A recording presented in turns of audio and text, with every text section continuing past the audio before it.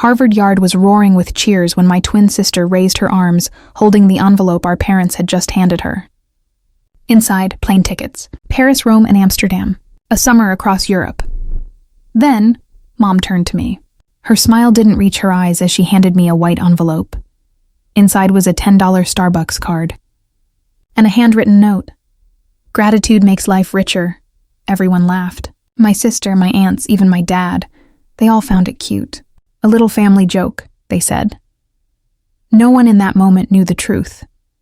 For the last 18 months, I'd been paying the mortgage that kept our red brick home standing.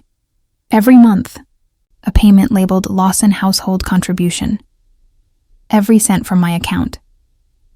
That day, as confetti fell and cameras flashed, I realized the truth. My family didn't raise daughters. They raised investments. My name's Rachel Lawson, Stanford graduate, software developer, and, for most of my life, the invisible backbone of a family that loved optics more than honesty. My mom, Elaine, ran charity galas with diamond smiles and perfect posture. My dad, Robert, liked his whiskey and his pride. And my twin sister, Ava, she was Mom's masterpiece. Ava could light up a room. She was charming, reckless, and adored.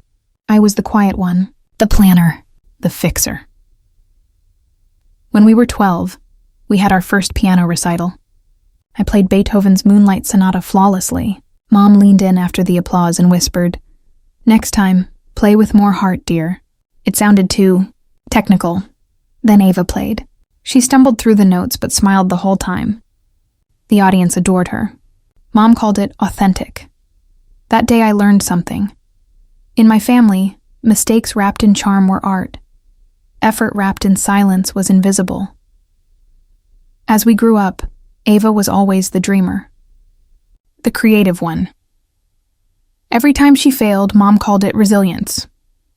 Every time I succeeded, Mom called it luck. When Dad's business fell behind on the mortgage, they didn't panic because they had me. I'd just started my first tech job in Palo Alto. When Dad called, voice low and trembling, I told him not to worry. The next morning, I made the first payment. Then another, and another. 18 months later, the balance sheet told a story nobody in that house ever asked to hear. Graduation dinner should have been celebration. Instead, it was confirmation. The dining table gleamed under candlelight. The cake read, "Congratulations, Ava and Rachel," but her name was written twice the size. Mom raised her glass. Ava's always had such vision. Paris first, then Rome. She's our little explorer. Dad nodded proudly. Both our girls are brilliant. But Ava, she just has that spark, doesn't she? Laughter filled the room. I smiled politely, cutting a slice of cake I couldn't taste. Then Mom turned to me with that voice she used when she wanted to sound wise. "Rachel, darling, you should learn to be happy with less. Gratitude makes life richer." The same words that were scrawled across my $10 card. Something cracked inside me, quietly, like a door closing forever. That night, while Ava posted pictures of her cake and plane tickets, I sat alone in my childhood room. The screen of my laptop glowed blue in the dark. I opened my banking app. 18 months of payments, each one labeled Lawson Household, Rachel Contribution. They'd never asked where the money came from. They just assumed miracles happened. Interest rates dropped. The bank was kind. Luck was on their side. Anything but the truth. I hovered over the auto payment option. Then I clicked cancel. It was small, quiet, final. I didn't know it yet, but that one click would unravel everything they'd built. 2 weeks later, my father called. His tone was calm at first. "Hey, Rach, the bank says the payment didn't go through. Maybe a glitch?" "No glitch," I said. I stopped paying. Silence. Then anger. "You can't just walk away. We're family." "I did my part, Dad, for 18 months. Mom's voice cut in, trembling with controlled fury. "Don't be dramatic. You should be grateful you can help. Don't let success make you arrogant." I almost laughed. "I'm not arrogant, Mom. I'm exhausted." They didn't understand. They never would. That night, I packed. No yelling. No tears. Just the soft sound of zippers and the quiet thrill of finally being done. When I left, the red brick house glowed behind me like a museum of memories I never chose to keep. As I crossed the Bay Bridge, I realized something strange. I wasn't running from them. I was running toward myself, and by the time they realized what they'd lost, it would already be too late. The first sign of fallout came on a Tuesday morning. I was sipping burnt office coffee when my phone buzzed. Bank alert. Request to add new backup payment method to existing mortgage account. At first, I thought it was a glitch. Then I saw the name, Robert Lawson. My father had tried to reconnect my account, as if my money still belonged to the family fund. My hands went cold. I called the bank. The woman on the line spoke softly, like she already knew what this meant. Did you authorize this change? No, I said. Freeze the request, log the activity, and please send me the full report. When I hung up, I didn't cry. I opened a new folder on my laptop and titled it Evidence. Every screenshot, every confirmation, every receipt, saved, dated, labeled. Each file felt like a brick in a wall I was finally building for myself. 2 days later, I drove to my parents' house in Newton. The porch lights were still perfect, the hydrangeas trimmed, the illusion intact. But inside, the air was different. Heavier, tense. Mom sat on the couch with red-rimmed eyes. Dad stood by the window, jaw clenched. Ava leaned against the wall, arms crossed, expression unreadable. Dad spoke first. We need to talk. Do you have any idea what happens if the bank forecloses? I met his gaze. Maybe you'll finally understand what it costs to live on someone else's dime. His tone hardened. Don't talk to me like that. We're family, and I'm part of it, I said evenly. Just not your bank.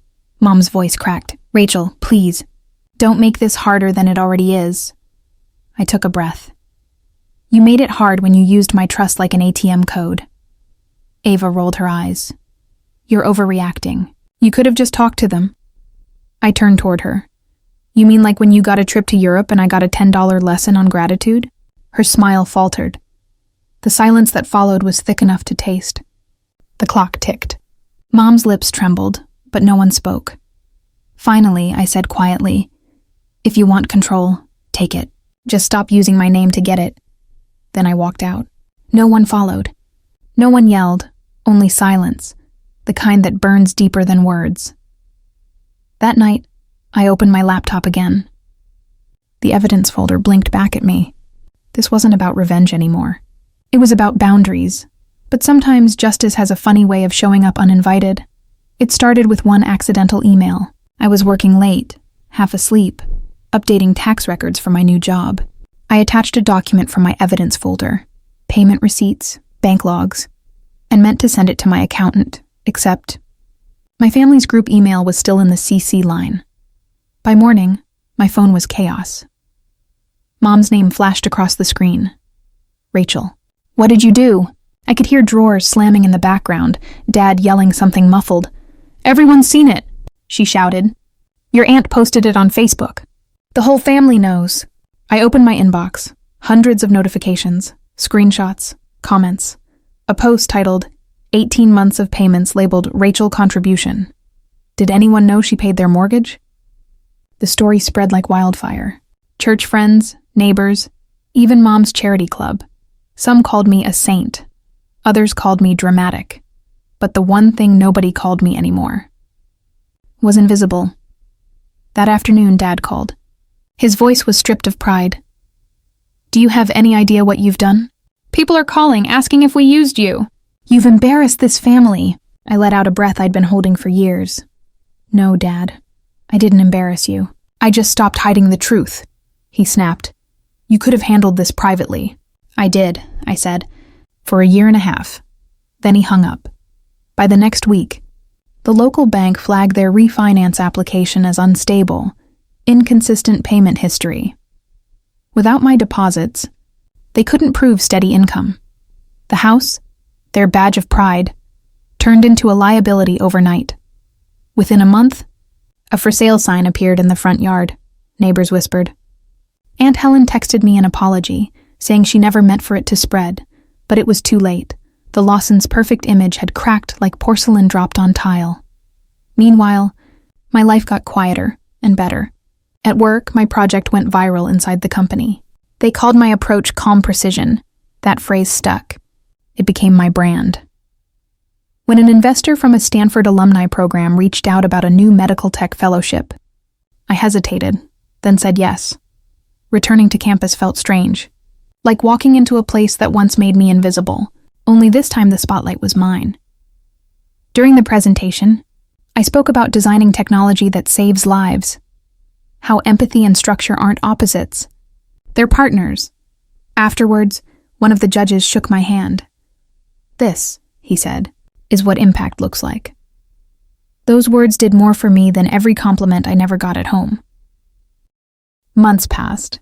I built my own startup, Novamind Health Design, a tiny office near Kendall Square, second-hand desks, sunlit windows. On the wall behind my desk, I taped a sheet of paper. We design clarity for those who save lives. Every invoice I sent, every payment I received, it felt like reclaiming a piece of my soul. But sometimes, late at night, I'd still check my phone, half expecting a message from Mom. It came. Ava texted first. "Mom's sick. Dad's depressed. They're losing the house. You did this." I stared at the screen for a long time, then typed back, "No, Ava. They did." 2 days later, she showed up at my office. Same designer coat, same practice charm, but her eyes looked different, tired. She glanced around the office at the potted plants and prototype sketches. "Mom can't sleep," she said softly. "Dad's falling apart. If you just helped like before," I interrupted. "When I paid quietly and they called it luck?" Her lips trembled. "You've changed." "I had to," I said. "You only loved me when I was useful." For the first time in her life, she didn't have a comeback. She turned, and the scent of her perfume lingered as the door closed behind her. That evening, I drove past the old neighborhood. The red brick house stood dark, boxes stacked behind the windows. The for sale sign flapped in the wind. I parked across the street and watched. My chest didn't ache. I felt calm, like I'd been holding my breath for years and was finally exhaling. Weeks later, the local paper ran a small piece. Family home foreclosed amid mortgage dispute. I didn't even read it twice. Then, one winter morning, my phone buzzed again. "Mom." Her voice was smaller than I remembered. "Rachel, I just wanted to say I'm sorry." Those words had lived in my head for years, but I never thought I'd hear them out loud. "I know what I did," she whispered. "I treated you like a wallet, not a daughter. I thought I was teaching you gratitude. I was teaching you how to disappear." I stayed quiet. "Let her speak. I can't fix it," she said through tears. "But I needed you to know I see it now." "I forgive you, Mom," I said. "But forgiveness doesn't mean going back." She cried softly.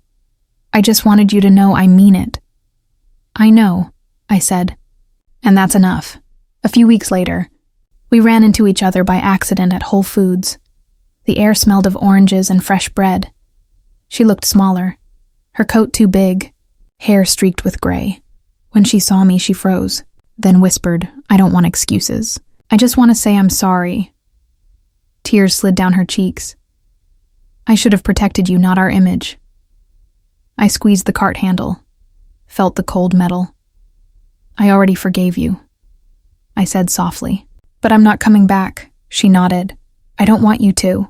I just needed you to know I see it now." The store speakers played Moon River, the same melody from our childhood recital. For a moment, time folded. I wasn't angry anymore. Just tired and free, she reached out. I took her hand, gave it a gentle squeeze.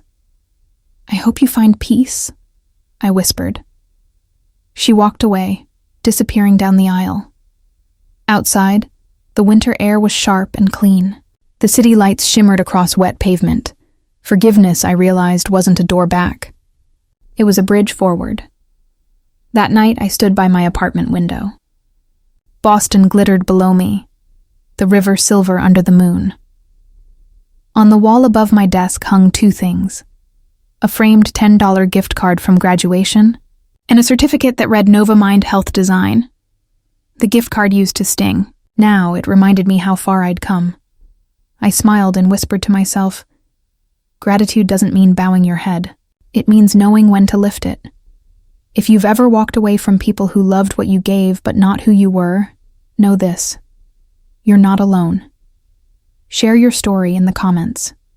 And hit subscribe, because silence deserves a voice. And tonight, mine finally has.